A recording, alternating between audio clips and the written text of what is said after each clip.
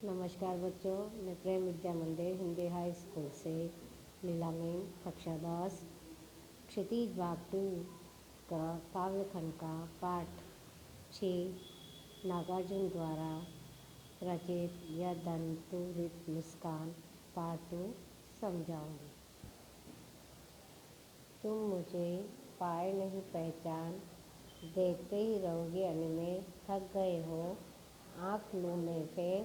क्या हुआ यदि हो सके परिचित न पहली बार, यदि तुम्हारी माँ न माध्यम बनी होती आज। मैं न सकता देख, मैं न पाता जान, तुम्हारी यह दंतुरित मुस्कान। धन्य तुम माँ भी तुम्हारी धन्य। कवि कहते हैं कि शिशु की दंतुरित मुस्कान पर मुग्ध होते हैं और कहते हैं कि जनता के प्रति भी आभार व्यक्त करता है। जनता यानी माता के प्रति।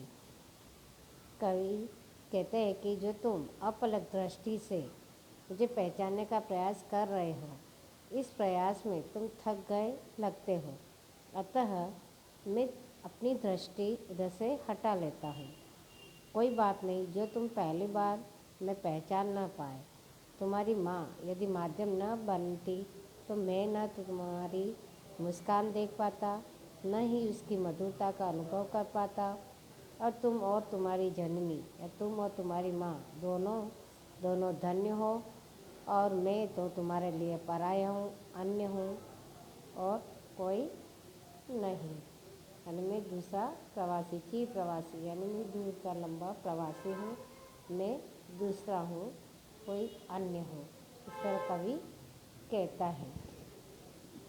इस अतिथि से प्रिय तुम्हारा क्या रहा संपर्क, उंगलियां माँ की कराती रही मधुपर्क।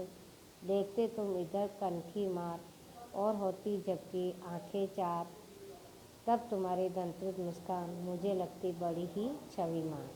तब कवि कहते हैं शिशु से कि मैं तो चीर प्रवासी हूँ, अतः तुम्हारे लिए तो अतिथि हूँ। मेरा तुमसे कोई संपर्क नहीं है, यानी कोई मिलना जुलना नहीं है, और ना ही तुम्हारी माँ ही अपनी उंगलियों से तुम्हें शहद आदि चटाती रही है, तो तुम उसे ही पहचानते हो। यानी अपनी माँ को ही पहचानने के लिए कवि कहते हैं। जब तुम मेरी तरफ कनखियों से देखते हो और मुझसे तुम्हारी आंखें मिलती है, तब तुम्हारी दंतुरित मुस्कान मुझे बहुत भली लगती है, सुंदर लगती है। लेकिन मैं तुम्हारे लिए चीर प्रवासी हूँ, यानी बहुत दूर का निवासी हूँ, यानी अतिथि हूँ। तुम अपनी माँ का उंगलियाँ ही पहचानते हो, नहीं पहचानते। इसलिए कवि की दंतुरित मुस्कान पर जरूर मोहित हो जाते हैं और उनका वर्णन करते हुए कवि अपने आप को समझाता है। Thank you. फसल का दूसरा भाग बाद में समझाऊंगी। Thank you.